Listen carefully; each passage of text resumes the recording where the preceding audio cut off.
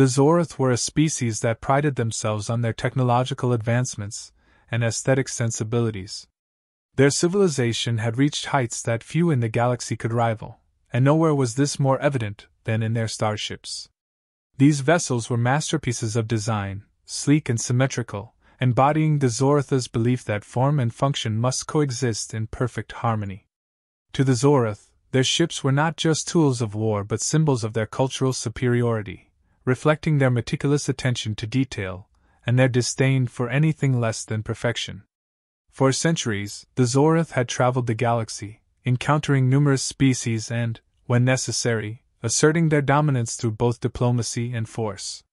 In their eyes, the Zoroth were the apex of civilization, and any species that failed to match their standards of refinement was deemed inferior. This arrogance had served them well, as most of the species they encountered were either too primitive to pose a threat or too awed by the Zoroth's technological prowess to resist. It was with this mindset that the Zoroth first encountered humanity. Reports had reached them of a new species venturing into the galactic stage, and as was their custom, the Zoroth sent a reconnaissance fleet to assess these newcomers. What they found left them baffled and amused. The human ships they encountered were unlike anything the Zoroth had ever seen, bulky, asymmetrical, and utterly lacking in the grace and precision that the Zoroth valued so highly. The vessels appeared to be little more than crude assemblages of metal, their surfaces marred by what seemed to be random protrusions and haphazardly placed weaponry. The Zoroth commanders, upon seeing these ships, could scarcely believe that any species would willingly send such abominations into space. The designs were laughable to them, a clear indication that humanity was a backward and unsophisticated species. The idea that these ships could pose any real threat was dismissed out of hand. To the Zoroth, it was obvious that the humans were nothing more than a minor curiosity, a species to be observed and perhaps patronized, but certainly not to be taken seriously.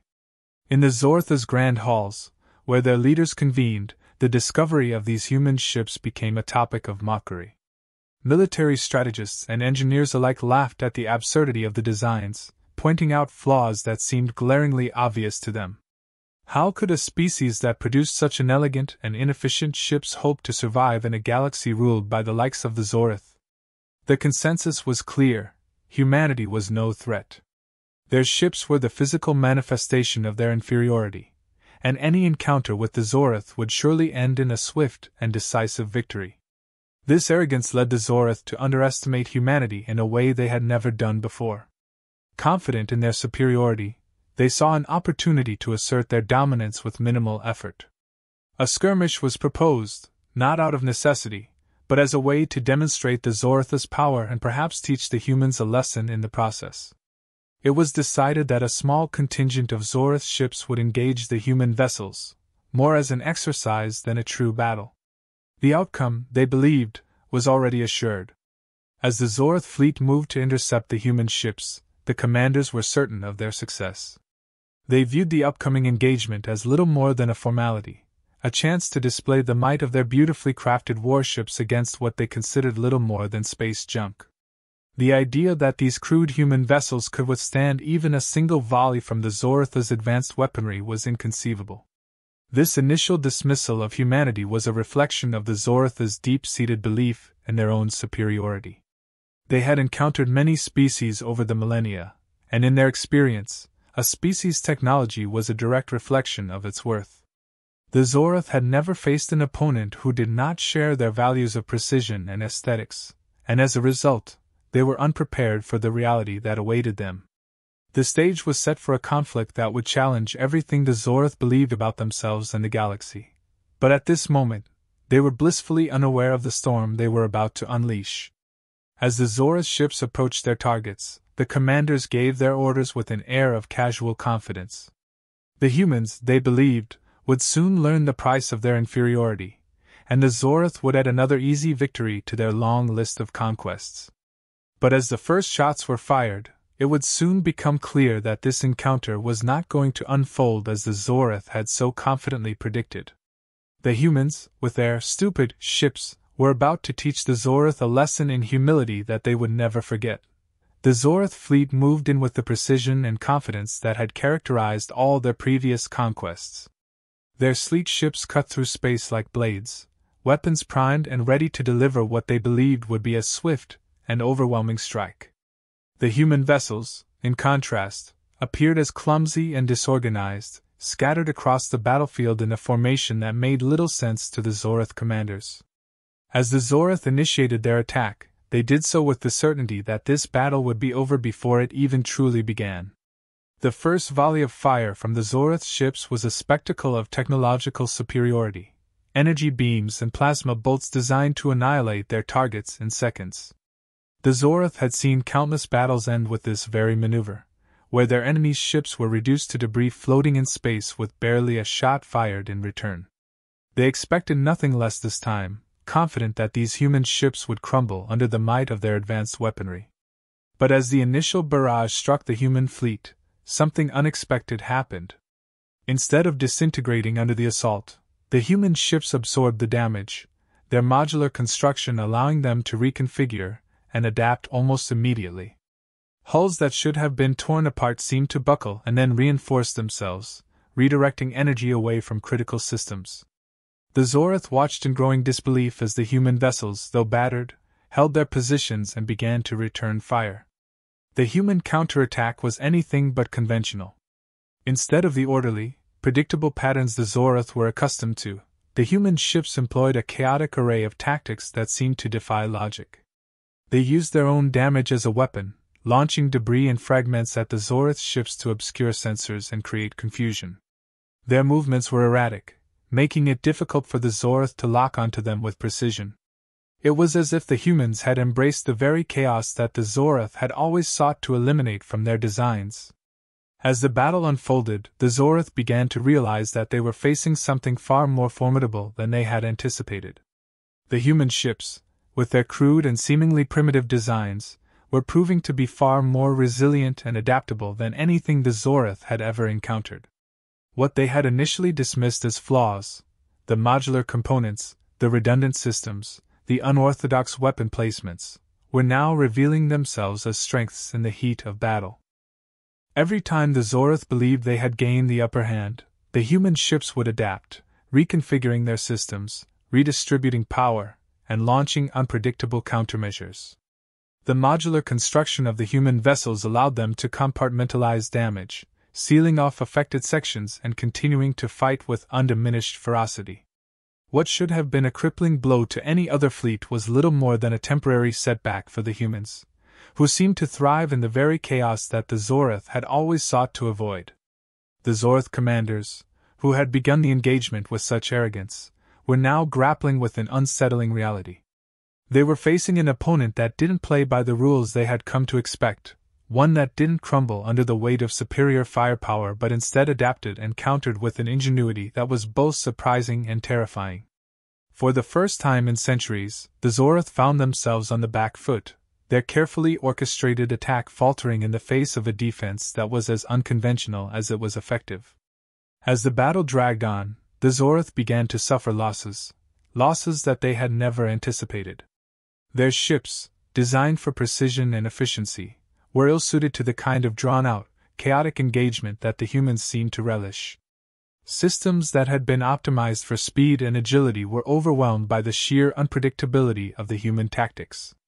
The Zorth crews, trained to operate in perfect harmony with their ships, found themselves increasingly disoriented and unable to respond effectively to the human countermeasures.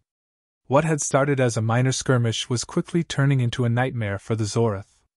The human ships, far from being the easy targets they had assumed, were proving to be a relentless and adaptable force, capable of turning the tide of battle in ways the Zorth had never imagined. The initial shock of encountering such resistance began to give way to a creeping sense of fear, as the Zorth realized that they had underestimated their enemy on a fundamental level. The human fleet, despite its outwardly crude appearance, was a testament to a different kind of technological mastery, one that valued resilience, adaptability, and unpredictability over the polished perfection that the Zorth held so dear. And as the Zorth struggled to regain control of the battle, it became clear that they were facing an opponent who had not only anticipated their tactics but had designed their ships specifically to counter them. The human fleet, having withstood the initial onslaught, began to shift from defense to offense. What the Zorath had dismissed as chaotic and unsophisticated tactics now revealed their true purpose. The human ships, though crude in appearance, were designed with a level of strategic brilliance that the Zorath had failed to recognize. As the humans began their counterattack, the Zorath quickly realized they were no longer in control of the battle. The human vessels, once scattered and seemingly disorganized, now moved with coordinated precision. Their erratic movements, which had initially seemed random, were part of a calculated strategy to outmaneuver the more rigidly structured Zorath fleet. Human ships darted in and out of formations, using their unconventional designs to exploit gaps in the Zorath's defenses. Where the Zorath ships relied on predictable patterns and formations, the human vessels thrived in the chaos, turning what the Zorath had perceived as weaknesses into strengths. As the human fleet pressed its advantage, the Zorath were caught off guard by the array of unconventional weaponry employed by the human ships. Rather than the standard energy beams and plasma cannons the Zorath were accustomed to, the human vessels unleashed a barrage of weapons that defied conventional understanding. Magnetic pulse emitters disabled shields, while high-intensity lasers, designed to cut through armor, were deployed with devastating effect. The humans even utilized kinetic weapons, projectiles that tore through Zorath's ships with brute force, bypassing energy defenses entirely. This unexpected arsenal disrupted the Zorath formations, forcing their ships to break ranks and engage in close-quarters combat, something they were either designed for nor experienced in. The Zorath's sleek, streamlined vessels, optimized for long-range engagements, struggled to adapt to the human tactics. The humans, on the other hand, seemed to revel in this type of combat, using the unpredictability of their weapons to sow confusion and chaos among the Zorath fleet. The resilience of the human ships became increasingly apparent as the battle wore on. Where a direct hit would cripple or destroy a Zorath ship, the human vessels seemed to absorb the damage, adapt, and continue fighting. The modular construction of the human ships, which the Zorath had mocked as crude, now proved to be a stroke of genius. Sections of ships could be isolated and sealed off, allowing the rest of the vessel to function normally despite significant damage. Power and control systems were redundant, meaning that even with severe damage, human ships could reroute resources and maintain operational status. The Zorath, who had always prided themselves on efficiency and precision, were unprepared for this level of adaptability. Their ships, designed for optimal performance under ideal conditions, began to falter under the sustained assault. The humans' ability to absorb punishment and continue fighting was demoralizing for the Zorath crews, who were accustomed to quick, decisive victories. Every time they thought they had dealt a crippling blow, the human ships would counter, their systems reconfiguring, their weapons rearming, and their attacks resuming with renewed ferocity. As the battle raged on, the Zorath commanders were forced to confront a harsh truth: the human ships were not stupid or inferior. They were the product of a different design philosophy, one that prioritized practicality, resilience, and adaptability over aesthetics and theoretical efficiency. The very traits the Zorath had ridiculed, redundant systems, modular construction, unconventional weaponry, were the reasons the humans were able to stand their ground and push the Zorath to the brink. The Zorath's realization came too late to turn the tide of battle. Their fleet, once the pride of their civilization, was being outmaneuvered, outgunned, and outlasted by a force they had underestimated at every turn. The humans, with their stupid ships, were proving to be a formidable enemy, one that had exploited the Zorath's arrogance and turned it against them. What the Zorath had seen as flaws were in fact carefully considered design choices, made with the understanding that in the chaos of battle, flexibility and resilience often trump precision and elegance. As the Zorath fleet continued to crumble under the relentless human assault, the commanders could only watch in disbelief as their ships were systematically dismantled by an enemy they had once considered beneath their notice. The humans had shown them that true strength lay not in appearance, but in the ability to adapt and overcome, even in the face of overwhelming odds. As the battle dragged on, The Zoroth found themselves in an increasingly precarious position. What had started as a confident assault on a seemingly inferior enemy had turned into a desperate struggle for survival. The Zoroth, realizing that their initial tactics had failed, attempted to adapt to the chaotic and unpredictable nature of the human fleet. Their commanders issued new orders, shifting from their usual structured formations to more flexible, decentralized tactics, hoping to regain the upper hand. But the humans had already anticipated such a shift. Their ships, designed for adaptability, thrived in the disarray, easily countering the Zoroth's attempts to adjust. The Zoroth's efforts to mimic the humans' unpredictability only served to further disrupt their own operations. They lacked the experience and design philosophy that allowed the human ships to operate effectively in such conditions. What the Zoroth saw as a necessary change in strategy quickly became a source of confusion and inefficiency within their ranks. The psychological impact of the battle began to weigh heavily on the Zoroth crews. These were warriors who had been raised to believe in the absolute superiority of their technology and tactics. They had never encountered an enemy that could so effectively neutralize their advantages, and the realization that their ships were not invincible shook them to their core. The human ships, with their seemingly haphazard designs and unconventional strategies, were outmatching the Zoroth at every turn, exploiting weaknesses that the Zoroth had never even considered. As the battle wore on, the Zoroth's confidence eroded further. Every attempt to regain control was met with a swift and devastating counterattack. The humans displayed a relentless persistence, refusing to give the Zoroth a moment to regroup or recover. The modular design of the human ships, which allowed them to adapt and repair even in the midst of battle, meant that the Zoroth could never truly disable them. Each human ship that was damaged seemed to come back even stronger, with new tactics and adaptations that kept the Zoroth on the defensive. The Zoroth's losses continued to mount, and the once dominant fleet that had prided itself on efficiency and precision was now faltering under the weight of repeated failures. The humans, far from being the easy targets the Zoroth had anticipated, were proving to be their most formidable adversary. The Zoroth's advanced technology, once their greatest asset, had become a liability as the humans exploited its rigidity and predictability. Panic began to spread among the Zoroth ranks. Crews that had once operated with flawless coordination were now struggling to maintain even basic communication as their ships were picked apart by the relentless human assault. The fear of defeat, a concept that had been almost unthinkable to the Zoroth, was now becoming a stark reality. The humans, with their unconventional ships and unorthodox tactics, were on the verge of achieving what no other species had ever done. They were about to break the Zoroth. Every attempt by the Zoroth to rally and mount a counteroffensive was thwarted by the humans' relentless pressure. The Zoroth commanders, who had once mocked the human ships as crude and inferior, now found themselves in the unenviable position of trying to survive against an enemy they could not predict or outmaneuver. The battle had become a war of attrition, and the Zoroth were losing. In their desperation, the Zoroth resorted to increasingly risky maneuvers, hoping to land a decisive blow that would turn the tide. But each gambit was met with failure, as the humans anticipated their every move. The Zoroth's fleet, once the pride of their civilization, was now a shadow of its former self, its numbers dwindling with every passing moment. The humans, with their persistence and adaptability, were proving that raw technological superiority was no match for ingenuity and resilience. As the Zoroth's situation grew more dire, the realization that they had underestimated their enemy became painfully clear.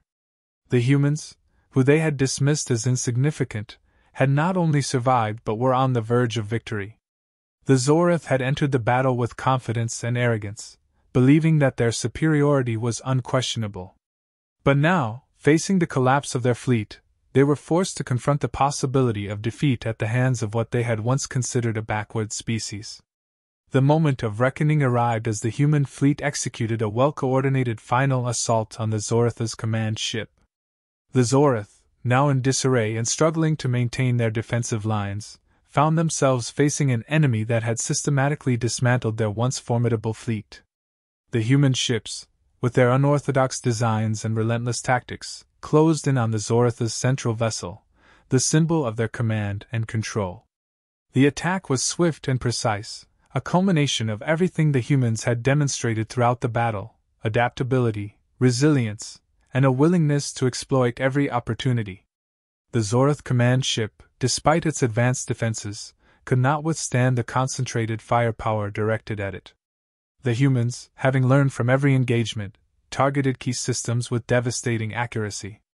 The once mighty ship, a masterpiece of Zorath engineering, began to falter as its shields collapsed and its hull breached.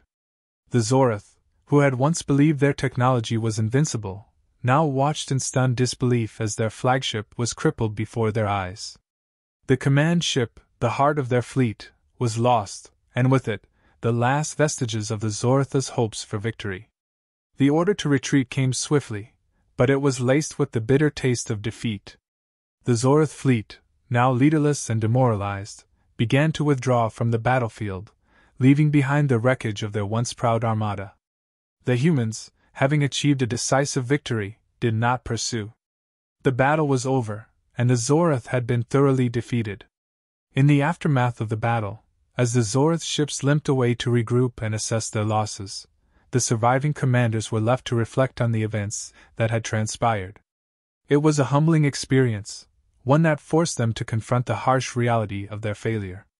Their arrogance, their reliance on the superiority of their technology, and their dismissal of humanity as a lesser species had all contributed to their downfall. The Zorath had entered the battle with the assumption that they were invincible, but they had been proven wrong in the most devastating way possible. As they reviewed the battle in the cold light of hindsight, the Zorath commanders began to understand the true brilliance behind the human ships.